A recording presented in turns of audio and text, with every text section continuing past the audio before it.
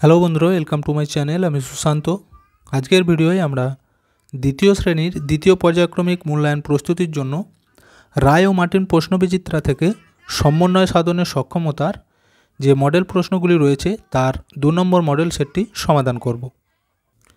আর ভিডিওটি শুরু করার আগে বলি, চ্যানেলে যদি প্রথম এসে থাকো চ্যানেলটিকে সাবস্ক্রাইব করে নিও এবং বেল আইকনে ক্লিক করে অল অপশানটিকে অন করে নিও। তো দেখো এখানে একের দাগে কী বলেছে, শূন্য স্থান পূরণ করো। কয়েকটা 3 গুণিত 0 সমান কত?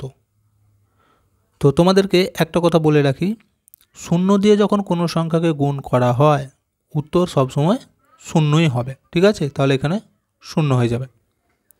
কয়েকটা দেখো, 3.5 টাকা সমান ড্যাশ টাকা ড্যাশ পয়সা।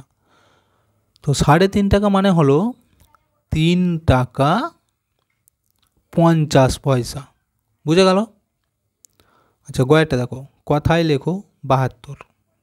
তো এটাকে তোমরা বানান করে লিখে দেবে, এখানটা ধরবে না, আমি এখানটা দেখাচ্ছি, বয়াকার হয়াকার তয় তয়ে র 72। আচ্ছা, এরপর দেখো ঘয়েরটা, 1 সপ্তাহ সমান ড্যাশ দিন। কদিন? 7 দিন। এটা কিন্তু মনে রাখতে হবে। এরপর 2 এর দাগেরগুলি কি বলেছে, ছোট থেকে বড় সাজাও। ছোট থেকে বড় অর্থাৎ যেটা সব থেকে ছোট সেটা এইখানে হবে, আর যেটা সব থেকে বড় এই শেষেতে যাবে। ছোট থেকে পরপর সাজিয়ে সাজিয়ে আমাদেরকে যেতে হবে। আচ্ছা দেখো তো এখানের মধ্যে সব থেকে ছোটো কোনটা আছে? দেখো এই 60, তাহলে প্রথমেই হয়ে যাবে 60। আচ্ছা, তার থেকে একটু বড়, 60-এর থেকে একটু বড় কোনটা?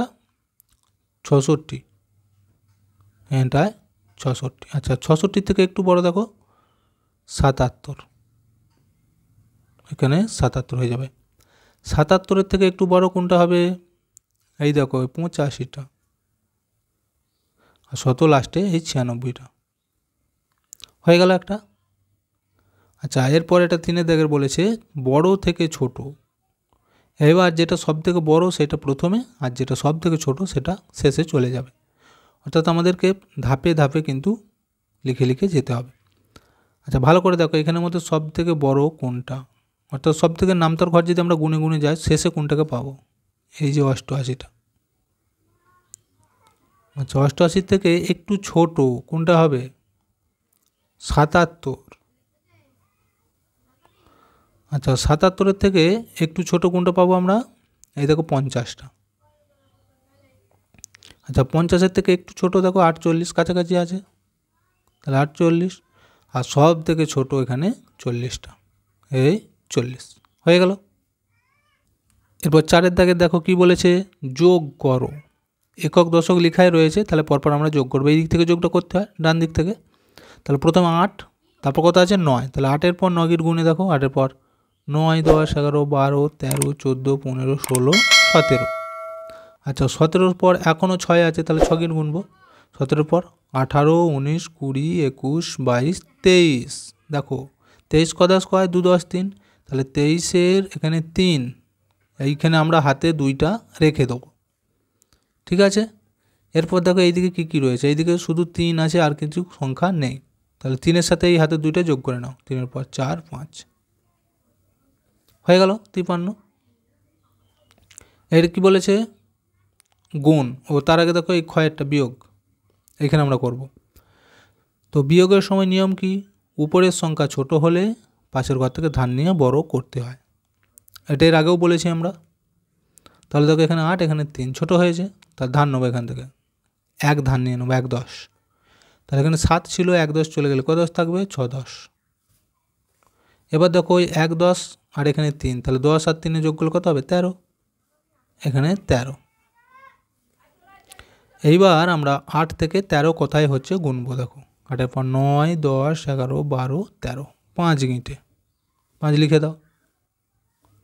এই দিকটা এবার দেখো 5 থেকে 6 ক গিঁটে হবে? 5-এর পর 6, 1 গিঁটে, তাহলে এখানে 1 লিখে দাও, হয়ে গেল এটা।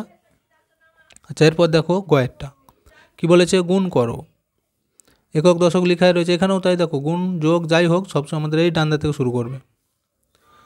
4-এর ঘর নামতা গুনে গুনে যাও, 3 4-এ কত? 3 4-এ 12। তোমাদেরকে কিন্তু নামতার ঘর মনে রাখতে হবে, হ্যাঁ। 4 1-এ 4, 4 2 8, 3 4-এ 12, 12 2। এখানেও তাই হাতে আমরা একটা রেখে দেবো, আচ্ছা 4 দুগুণে কত হবে 8, 8 আর এই হাতের একটা যোগ করে নেব ওর সাথে, 8 আর 1 9, তাহলে উত্তর হলো দেখো 92। বুঝে গেল? এরপর বলেছে ভাগ করো। দেখো 2 × 21কে 3 দিয়ে ভাগ। কিভাবে করব আমরা? ভাগের নিয়ম হলো প্রথমে একটা সংখ্যা দেখতে হয়।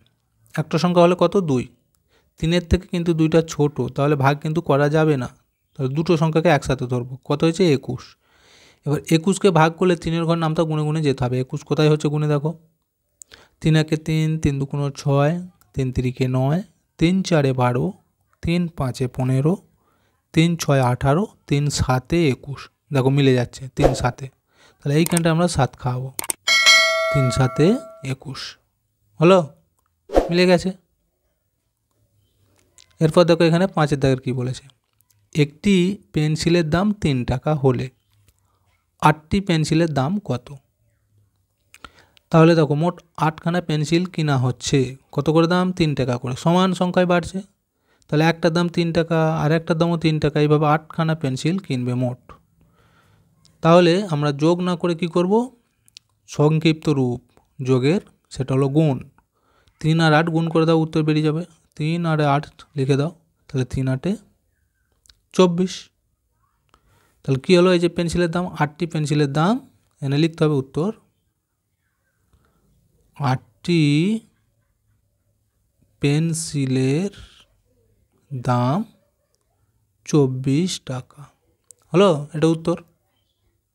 এরপর 6টা দেখো কি বলেছে, সানিয়ার কাছে 33টি টিপ আছে, সানিয়া বন্ধুদের 18টি টিপ দিয়ে দিল, সানিয়ার কাছে কতগুলি টিপ রইল? দেখো মনে করো তোমার কাছেই 33টি টিপ ছিল, তুমি কাউকে দিয়ে দিয়েছো 18টা, তাহলে কী হবে, তোমার কাছ থেকে কমে গেল। আর আমাদের জানতে চেয়েছে যে তাহলে আর কতগুলো টিপ রইল, কি করব? তাহলে কমে গেছে মানে কি, সেটাতে বাদ দিয়ে দিতে হবে আমাদেরকে, তাহলে বিয়োগ করে দিতে হবে। এই 33 থেকে 18 বিয়োগ করে দাও। 33টি ছিল, তার থেকে 18টি চলে গেছে, তাহলে বিয়োগ। 8 থেকে এটা 13 ধরবো আমরা, 8 × 5 = 9, 10, 11, 12, 13, 5 গিঁটে, হাতে 1 থাকবে, 1 রেখে 2 থেকে 3 1, তাহলে 15। দেখো সানিয়ার কাছে কতগুলি টিপ রইল, এই 15টি। উত্তর লিখতে হবে যে সানিয়ার কাছে 15টি টিপ রইল। দেখো আমাদের আরেকটি সেট কমপ্লিট হয়ে গেল। ভিডিওটি এখানেই শেষ করছি। ভিডিওটি যদি ভালো লাগে অবশ্যই একটা লাইক দিয়ে দিও এবং শেয়ার করে বন্ধুদেরকেও দেখার সুযোগ করে দিও।